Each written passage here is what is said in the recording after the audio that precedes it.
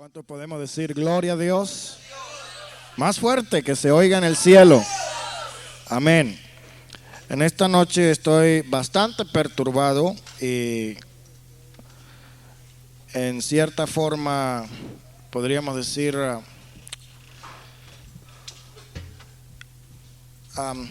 no asustado, pero precavido, porque las cosas que acontecen a nuestro alrededor son señales de Dios. Es como el clamor que se escuchó a la medianoche en el capítulo de que habla acerca de las 10 vírgenes. Y se escuchó a la medianoche el clamor que decía: el esposo viene, salís a recibirle. Y muchas de las cosas que acontecen a nuestro alrededor son señales de parte de Dios para recordarnos algo.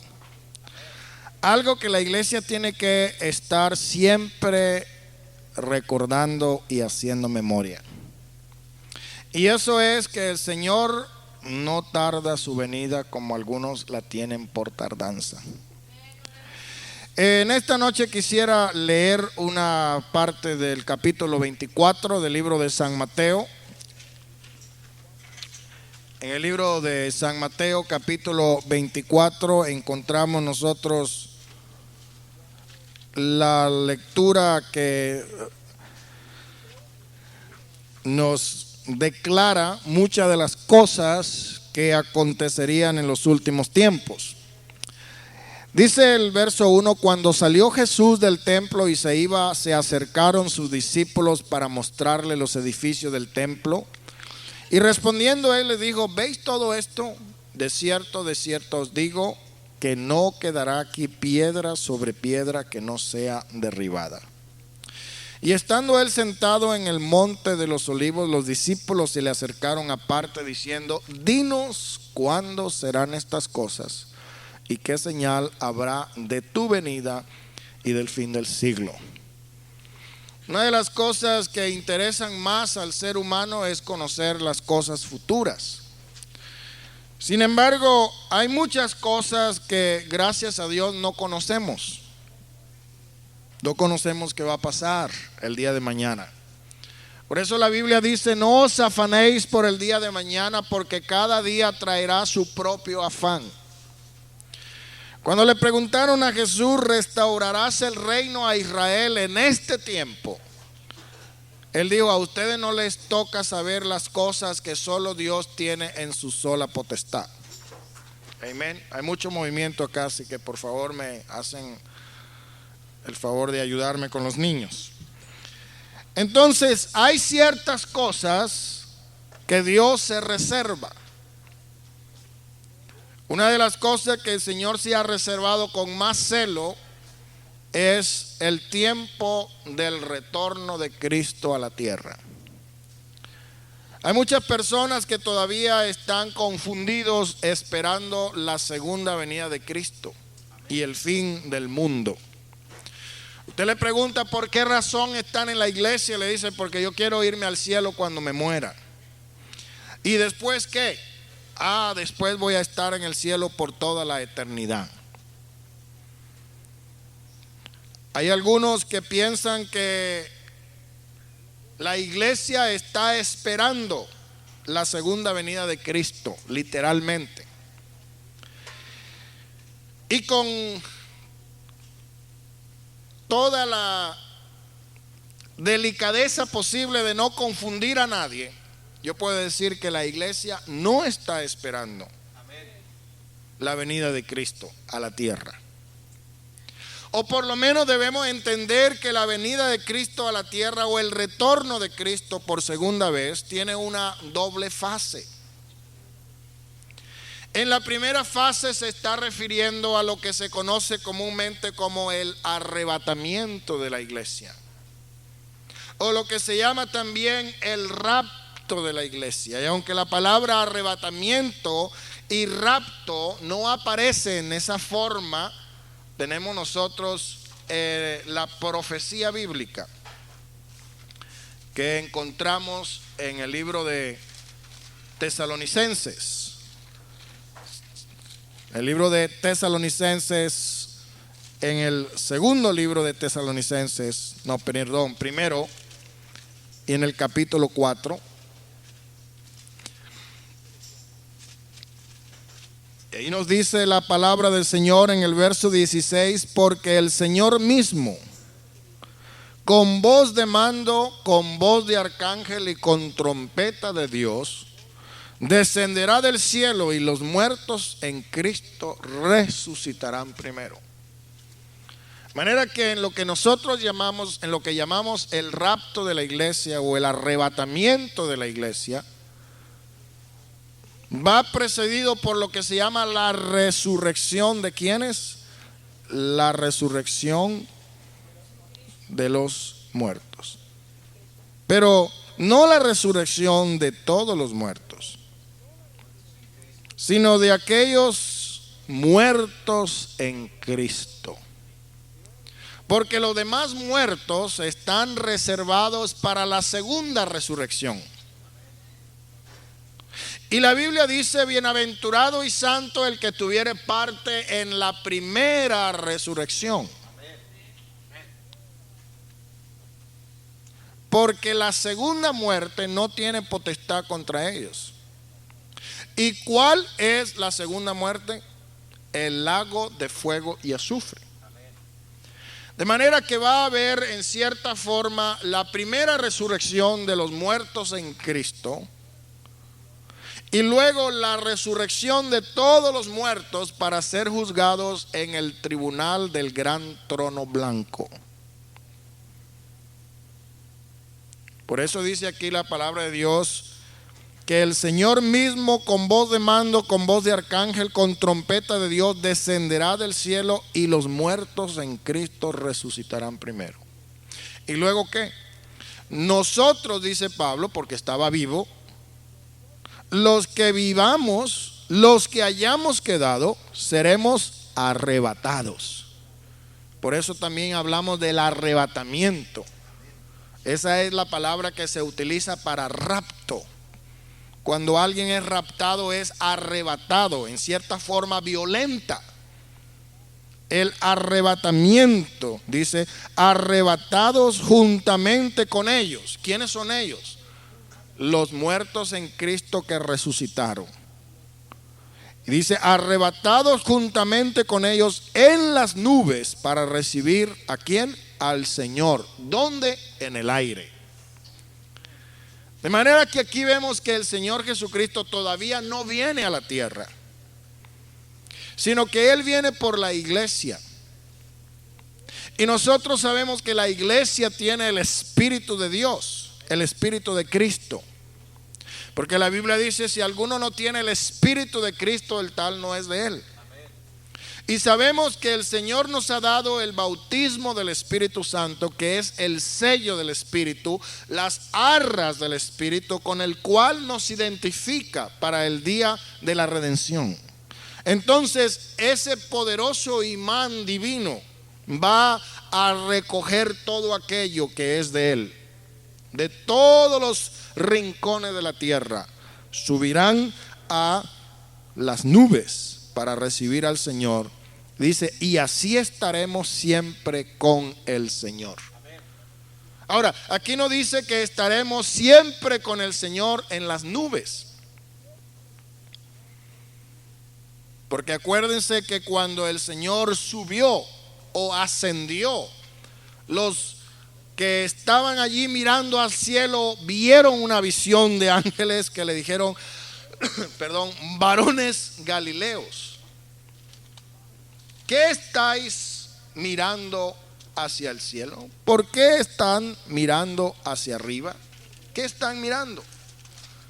Y le dijo el ángel, este mismo Jesús que ha sido tomado de vosotros al cielo, así vendrá como le habéis visto ir al cielo. Ahora, nosotros sabemos que el Señor partió de un lugar que se llama el Monte de los Olivos. Cuando el Señor descienda por segunda vez, Él va a descender en el monte de los olivos. Pero acuérdense que ya no va a venir como el Cordero de Dios inmolado desde antes de la fundación de los siglos, sino que ahora vendrá como el Rey de Reyes y el Señor de Señores. Y la Biblia dice que todo ojo le verá y lo que les traspasaron, porque Él vendrá con sus santos millares. Entonces nosotros consideramos que eso es lo que realmente se llama la segunda venida de Cristo en gloria. La primera vez vino en humanidad, ahora viene glorificado, en un cuerpo glorificado. ¿Qué va a suceder durante el tiempo que la iglesia esté en las nubes con Cristo? Se celebrará lo que se llaman las bodas del Cordero. Durante un periodo de 7 años. Esos 7 años están divididos en 2 periodos. El primer periodo es un periodo de paz, de prosperidad, de unificación, el cual estará precedido por la bestia y por el falso profeta y el anticristo. El foco de atención mundial será el pueblo de Israel. Todos contra uno y uno contra todos. Todos contra Israel y Israel contra todos. Actualmente uno de los más poderosos aliados de la nación de Israel son los Estados Unidos de Norteamérica. Hay una razón desde el punto de vista político y desde el punto de vista económico. Porque algo que no se conoce mucho en forma popular es el hecho de que los judíos controlan la mayor parte de las grandes compañías financiadoras en este país. Son los que en realidad manejan la economía. Son los dueños del dinero y de los grandes negocios. Y este país, sin el sostenimiento financiero de los judíos, podría llegar a una catástrofe económica. En cierta forma hay como un compromiso desde el punto de vista moral. Y por esa razón Estados Unidos siempre ha sido uno de los principales aliados de Israel. Pero las cosas pueden cambiar. Los acontecimientos que llevaron a cabo esta última guerra ha dado mucho a los Estados Unidos en el sentido de evaluar o reevaluar su relación con Israel. Porque se dice, bueno, si los Estados Unidos peleó contra este país de Irak con el propósito de libertar a el país de Kuwait de la invasión enemiga y restaurar otra vez el régimen político social que ahí estaba antes de la invasión, ¿por qué razón no hace lo mismo con los territorios que han sido invadidos por Israel en Gaza y en West Bank? Entonces ahora mismo hay conversaciones en los altos niveles ejecutivos del gobierno. El secretario del Estado Baker ha estado en conversaciones con el primer ministro de Israel para tratar de llegar a un acuerdo, pero no han podido. Así continuará Israel siendo el centro, el foco de atención de las relaciones internacionales, de los conflictos internacionales. Y sabemos que bíblicamente eso conducirá posteriormente a lo que se llama la batalla de Armagedón. Tendrá que aparecer primeramente lo que se llama el imperio de la bestia y del falso profeta, el anticristo. Y es precisamente lo que nosotros estamos viendo que se necesita en este tiempo desde el punto de vista mundano. Cada vez que oímos hablar de guerras, de rumores de guerras, oímos hablar de catástrofes naturales, de pestes y de muerte, escuchamos predicaciones diciendo el Señor Jesucristo ya viene. Pero esto ha estado sucediendo desde hace muchos años. Cuando le preguntaron al Señor Jesús, ¿qué señal habrá de tu venida y del fin del siglo? Él dijo, mirad que nadie os engañe. Porque vendrán muchos en mi nombre diciendo, yo soy el Cristo, yo soy el Mesías, yo soy el ungido, yo soy el Salvador del mundo. Yo tengo el plan para arreglar las cosas en el mundo. Hay muchas personas que tienen planes muy extraños. Hace poco tiempo estaba hablando con una persona que cuando habló conmigo se encontraba intoxicado, en estado de ebriedad, borracho, en sentido vulgar. Si queremos ser más refinados y más diplomáticos decimos intoxicado. Pero si queremos ser sinceros y claros, estaba borracho, ¿ok? Aunque ningún borracho quiere aceptar que está borracho. Pero decía, mira, yo tengo la solución para los problemas del mundo. Tú sabes que este mundo está en caos. El mundo es como un rompecabezas, puros pedacitos, y cada pedazo es un problema. Pero yo tengo la solución para los problemas del mundo. Tengo la clave, tengo la pieza que faltaba.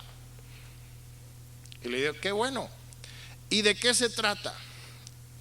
Bueno, yo esto no se lo he dicho a nadie. Se lo voy a decir a usted porque me cae bien y porque le tengo confianza. Primera vez que me conocía. Pero al fin borracho es borracho. Y me dice, se trata de un teléfono que usted puede conectar así en el socket de la electricidad, en el enchufle de la electricidad, y puede hablar con el hombre allá arriba. Yo le digo, ¿y quién es el hombre allá arriba? Y dice, tú sabes, Dios.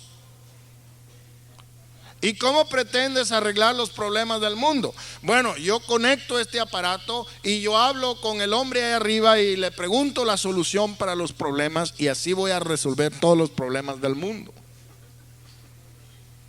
Oh, qué bien. ¿Y por qué no lo has hecho?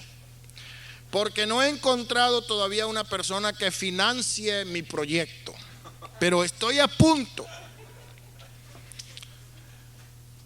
Si esta persona no estuviera intoxicada con alcohol etílico, podríamos decir que está loca. Es una persona que sufre de ilusiones de grandiosidad.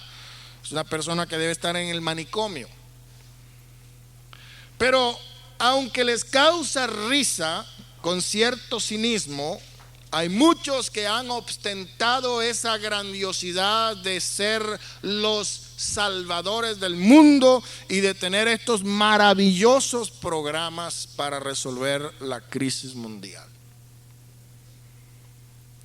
Pero la Biblia habla del hijo de pecado, del hombre de perdición. Nosotros creemos que así como Cristo es Dios manifestado en carne, ¿verdad que eso creemos? La encarnación del Verbo. Cuando decimos que el Verbo se hizo carne y habitó entre nosotros, estamos diciendo que Dios mismo tomó forma de hombre. Pero al mismo tiempo la Biblia habla acerca de otro misterio, que es el misterio de la iniquidad.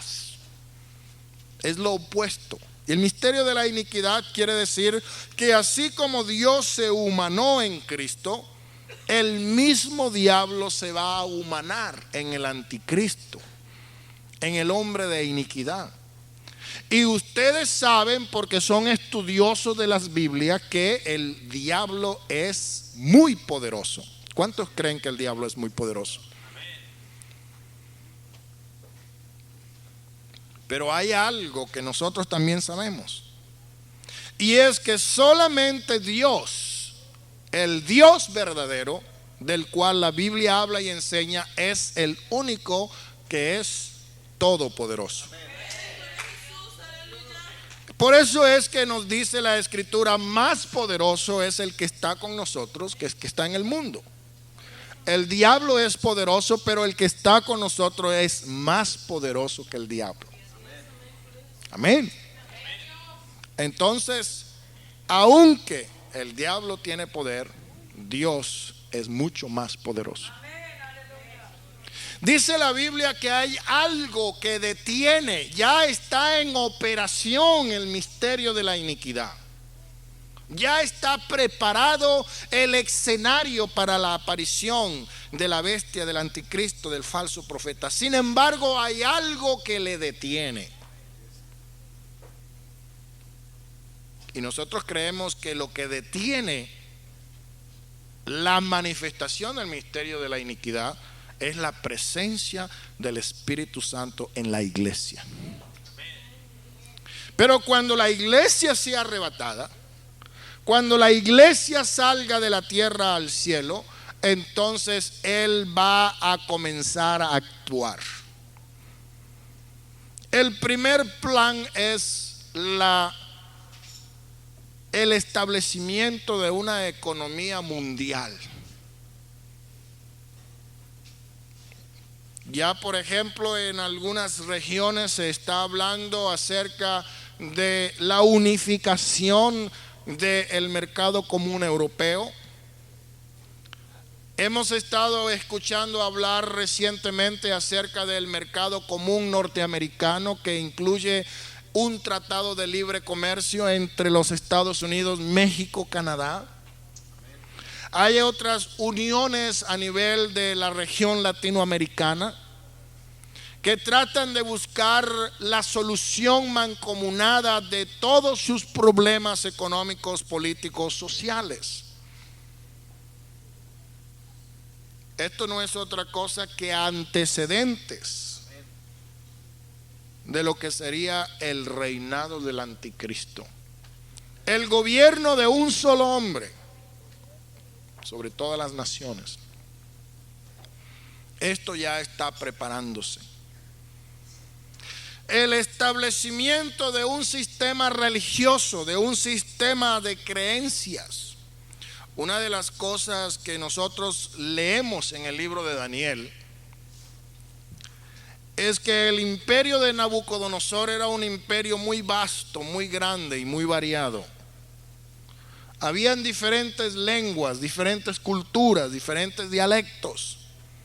Era un imperio sumamente grande, y como un imperio grande tenía muchas variaciones en expresiones religiosas, diferentes maneras de adorar diferentes dioses.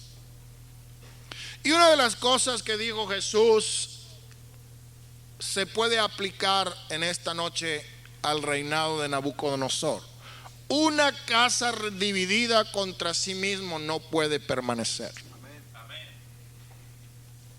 Y la religiosidad era un factor de división en el imperio de Nabucodonosor que lo debilitaba. Por esta razón a él se le ocurrió una idea muy inteligente. ¿Cuál fue esa idea? Él dijo, bueno, para que se unifique el imperio, lo que tengo que hacer es construirme una estatua y que todos me adoren a mí. Él se autoconstituyó Dios y exigió la devoción, la reverencia y la adoración de todos los súbditos en su territorio. Pero nosotros sabemos la historia de que hubieron judíos que no doblaron sus rodillas ante la estatua de Nabucodonosor ni ante ninguna estatua. Porque ellos habían sido enseñados: al Señor tu Dios adorarás, a Él solo servirás, no te harás imagen de cosa semejante que esté arriba en el cielo, en la tierra o debajo de la tierra, no te inclinarás a ella ni la adorarás, porque yo soy Jehová tu Dios, fuerte y celoso. Qué precioso. Ellos no doblegaron sus rodillas ante aquel ídolo. Pero es lo que haría el emperador del reino del anticristo: establecer una religión universal en la cual él se constituye en el objeto de adoración. Por los 3 primeros años y medio de este pacto de unificación, de prosperidad y de resolución de problemas y conflictos, se dice que habrá una aparente paz. Inclusive harán pacto con el pueblo de Israel y se establecerá el sacrificio continuo. Yo no sé si ustedes recuerdan que actualmente no existe lo que se llama el templo de Jerusalén. El templo de Jerusalén fue destruido en el año 70 cuando entró el ejército invasor del general romano Tito y destruyó la ciudad de Jerusalén. Por eso mismo aquí dice la escritura, entre otras cosas, cuando habla: oiréis de guerra, rumores de guerra, mirad que no os turbéis, porque es necesario que todo esto acontezca, aunque no es el fin. Se levantará nación contra nación, reino contra reino, habrán peste, hambre, terremoto en diferentes lugares, y todo esto será apenas principio de los dolores.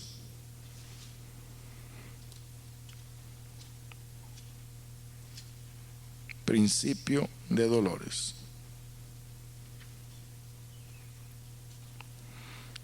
Dijo el Señor en el verso 2 de este mismo capítulo: no quedará piedra sobre piedra que no sea derribada. Esta fue una profecía de Jesús. 40 años creo habían tardado en reconstruir el segundo templo, que fue el templo de Herodes, porque el primero lo construyó Salomón y lo destruyeron y luego construyeron otro. Tito ordenó la destrucción total de Jerusalén, piedra por piedra, de manera que no quedó absolutamente nada, sino lo que hoy se llama el muro de las lamentaciones. Es lo único que quedó de Jerusalén en ese tiempo. Después del año 70, después de la invasión de Tito, de la destrucción de Jerusalén, comienza el periodo en la historia judía que se llama la diáspora o la dispersión. El pueblo de Israel fue regado por todo el mundo.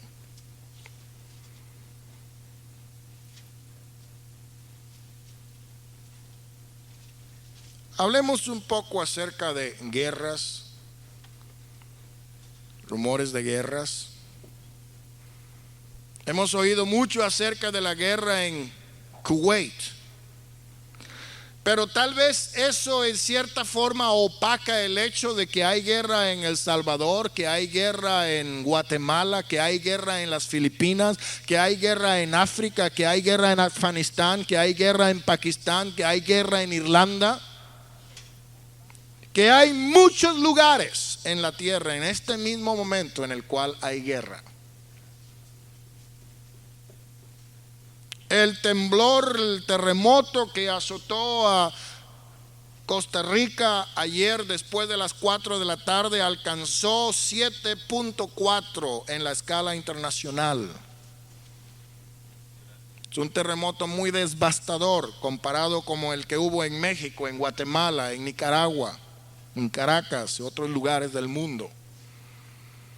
Pero todo el tiempo ha estado temblando. Hoy día escuchamos de una terrible peste que está azotando el país de Perú.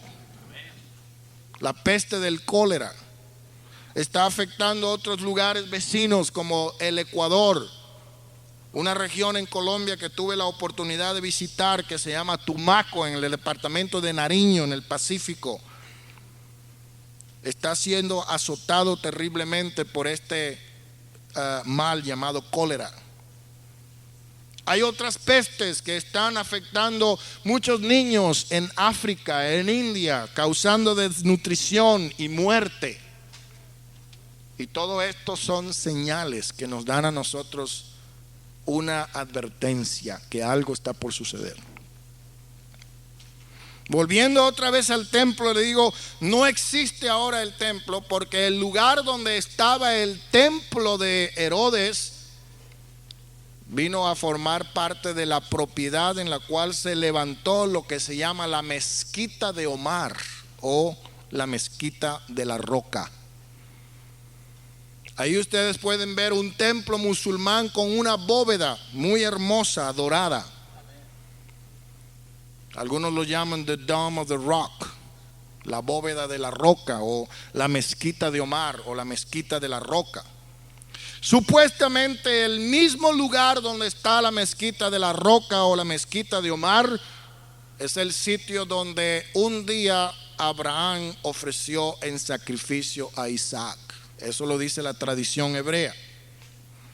Fue el mismo lugar que David compró para levantar un altar a Dios y aplacar la ira del Señor cuando él cometió el pecado del censo. Fue el mismo lugar donde Salomón edificó el templo. ¿Cuál es el problema? Aunque la mezquita de Omar está en Jerusalén, territorio hebreo, es el segundo lugar más venerado en el mundo islam o en el mundo árabe, musulmán. El primer lugar es donde está la tumba de Mahoma en Arabia Saudita. Ahí tienen que hacer los musulmanes una peregrinación por lo menos una vez en la vida. Pero el segundo más importante es precisamente ese lugar, porque la tradición dice que de ahí salió Mahoma a dar un recorrido al cielo, al paraíso, y por eso es un lugar muy sagrado en el mundo árabe, Islam. En el momento en que Israel tome por violencia ese lugar, se puede desatar la más terrible y violenta guerra santa entre los musulmanes del mundo, que son unos 900 millones de personas en contra del pueblo de Israel. Pero por esa razón va a haber un acuerdo para tener paz con Israel temporalmente, inicialmente, primeros años y medio de la tribulación, que no es en sí una tribulación, sino un periodo de precursión hacia la gran tribulación. Entonces será cuando aparezca lo que se llama la gran tribulación. Cesará el sacrificio continuo. Este anticristo falso profeta se sentará en el lugar de Dios, y todos los ejércitos del mundo pelearán contra Israel para destruirle. Pero llegará el momento cuando el Señor descienda a la tierra y poniendo su pie sobre el monte de los olivos, dice la Biblia que este se abrirá en un gran valle. Y todos los ejércitos congregados serán destruidos con el resplandor de su gloria.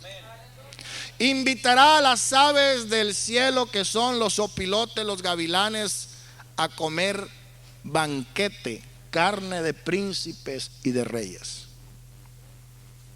Entonces será cuando Cristo establezca lo que se llama su reino milenial.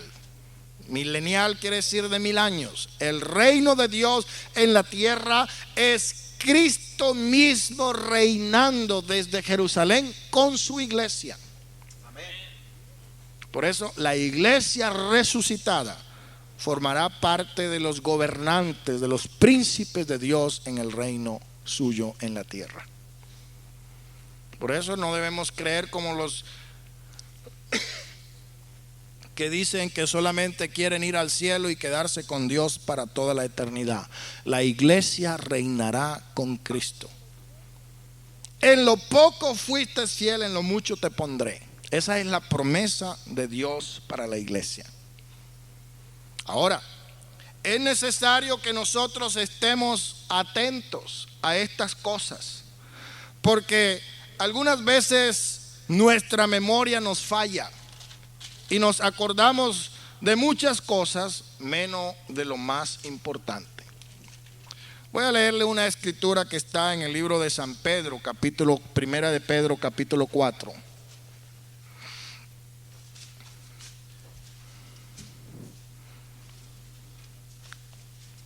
Aquí en el verso 7 nos dice: mas el fin de todas las cosas se acerca. El fin de todas las cosas se acerca. Bueno, nosotros no somos pesimistas en el sentido de que andamos predicando el fin del mundo. Hay un canto que dice: el fin del mundo se acerca ya. ¿Y qué más dice? El evangelio se acabará. Bueno, nosotros no estamos para anunciar tragedias y para anunciar catástrofes y para anunciar pesimismo, pero aquí la Biblia dice: el fin de todas las cosas se acerca. No, ¿cuál es el fin de todas las cosas? Hermano, cuando este evangelio del reino haya sido predicado en todas las naciones, vendrá el fin. ¿El fin de qué? El fin de la gracia. Ya usted no podrá andar corriendo buscando un pastor para que lo bautice, a no ser que sea un pastor que se haya quedado en el rapto y esté en la tribulación. Porque la Biblia nos dice que en aquel día muchos dirán: Señor, Señor, en tu nombre hicimos milagros, echamos fuera demonios. Y Él los dirá: apartados de mí, obradores de maldad, nunca os he conocido. Pero dice: el fin de todas las cosas se acerca. Cuando nosotros oímos estas noticias, como la que hemos estado oyendo por la radio, acerca de lo que está sucediendo, cómo hay guerras, cómo hay hambre, cómo hay peste, cómo hay mortandad, cómo hay enfermedades. Esto es para anunciarnos que el fin de todas las cosas está cerca. ¿Y qué debe la iglesia hacer? Dice: sed sobrios. La sobriedad es un estado de alerta mental, porque cuando una persona está intoxicada con alcohol etílico, es una persona que no está en su sentido cabal y por lo tanto no puede estar alerta. Pero nosotros somos incitados, invitados para que seamos sobrios, estemos despiertos, alertas, velando en oración, no dormidos. Por eso dice la Biblia: levántate tú que duermes y te alumbrará Cristo. El mismo apóstol San Pablo, en su segunda carta, en el capítulo 3, habla acerca de este tema y dice en el verso 9: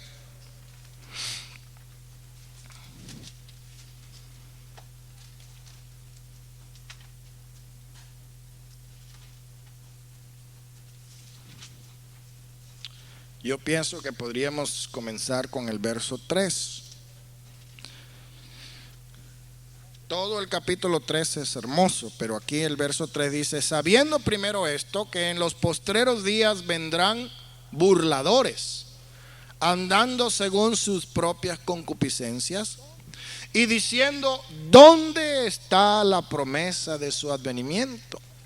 Porque desde el día en que los padres durmieron, todas las cosas permanecen así como desde el principio de la creación. Verso 5 del capítulo 3.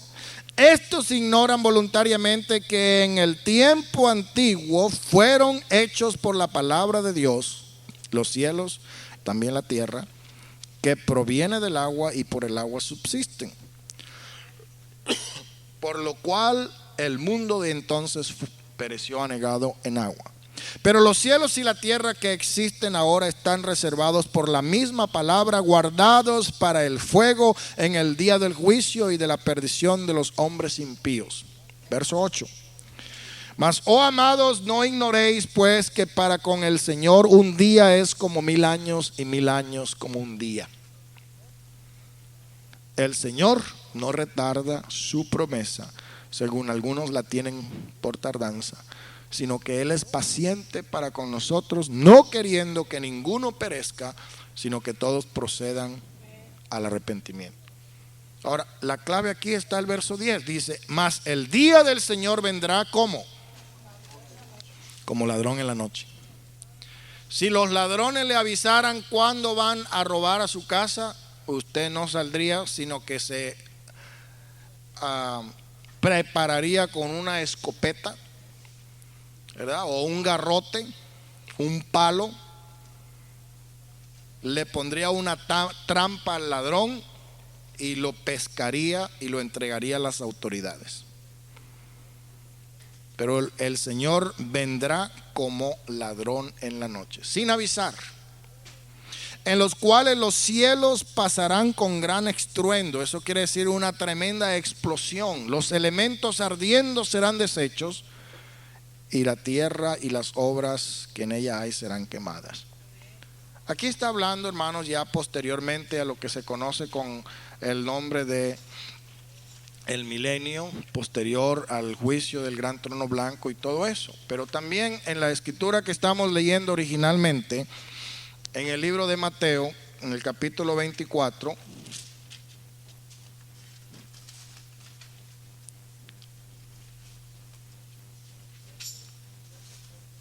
verso 27, porque como el relámpago que sale de oriente y se muestra hasta el occidente, así será también la venida del Hijo del Hombre.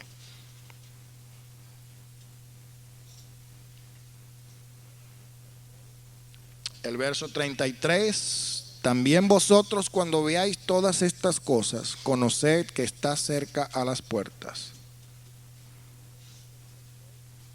El verso 36, el día y la hora nadie sabe, ni aun los ángeles del cielo, sino solo mi Padre.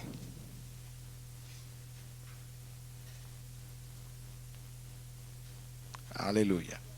Entonces, iglesia, cuando vemos estas cosas, es necesario que estemos alertas, que estemos sobrios, que recordemos que el día del Señor está a la puerta, que en cualquier momento aparecerán.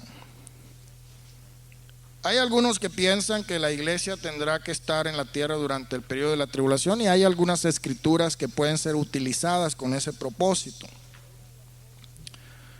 Pero una de las cosas que debemos pensar es que si nosotros realmente supiéramos qué día va a llegar la visita, haríamos todo lo posible por lavar los baños, la cocina, el piso, las sábanas, las toallas, y tener todo limpio, porque va a llegar visita. Estoy esperando visita, que me llegue pronto. Tengo que tener la casa limpia. Algunos lo dejan para el último momento. Ya están llamando ya al aeropuerto, ya vénganme a recibir, entonces empiezan a barrer y a limpiar todo de carrera. Pero como ustedes son amas de casa muy precavidas, ¿verdad? Y les gusta tener todo limpio y en orden, y no hay ninguna garras tiradas por allá en el piso, ni ropa ya, ni las medias del hermano Pete por allá tiradas debajo de la cama, sino que todo está en orden, limpio y aseado, como todos buenos pentecostales. Entonces no tiene por qué preocuparse. Pero qué feo cuando le agarran de sorpresa y le tocan la puerta con una sonrisa, abre y consigue visita. Te dice, oh my God, la cocina está un tiradero, hay platos con comida desde hace 3 días, hay medias de mi esposo y de mis hijos tiradas por toda la casa que ya casi caminan y dicen lávame porque estoy muy apestoso. Y usted se agarra la cabeza y dice, ay, qué bueno que llegó, pero por dentro está diciendo, ay Señor, qué pena. Entonces, ustedes, hermanas que tienen esa experiencia, saben que estoy diciendo, hay que tener la casa limpia, porque el Señor no va a avisar cuando viene. Él nos está dando estas indicaciones, y como hemos dicho, han estado sucediendo desde el principio y todavía siguen sucediendo, pero cada vez que recordamos estas cosas, debemos de pensar que hoy estamos más cerca de nuestra salvación que cuando creímos. Y debemos pensar también una cosa, que el diablo sabe que tiene poco tiempo, porque aunque él no es omnisciente, él sabe mucho. Y una de las cosas que él sabe es que está derrotado y que tiene poco tiempo. Y como tiene poco tiempo, él va a usar todas sus armas para destruir la iglesia. Él va a usar toda arma para poder ponerle tropiezo a usted para que no venga a la casa de Dios, para que se vaya al cine, a la playa, para que se vaya al parque, al zoológico, a trabajar, etcétera, y la casa de Dios quede desolada. Esa es la obra del mismo diablo. El Señor lo reprenda. Pero sabemos que hemos creído en uno que es más poderoso que él. Y cuando el diablo le diga, no, pues sabes que hoy no vayas a la iglesia, al fin y al cabo nadie se va a dar cuenta, nadie te va a notar que no estás.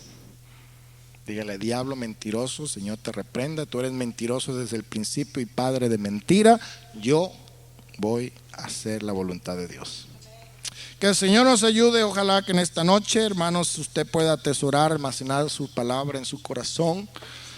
Yo estoy pidiendo a mi Señor que me dé sabiduría y me dé el tiempo para que comencemos un estudio acerca de la escatología, acerca de la profecía de los últimos tiempos, eventos del porvenir. Si el Señor me ayuda y si me da fuerzas, y si el Señor nos tiene aquí todavía un tiempo más, con el favor de Dios lo vamos a hacer. Hay mucho que estudiar en la palabra de Dios. No nos cansamos nunca de aprender tantas cosas buenas. A veces oímos lo mismo, pero suena como dulces melodías a nuestros oídos. Que Dios les bendiga. Vamos a estar de pie, hermanos, y cantamos un himno.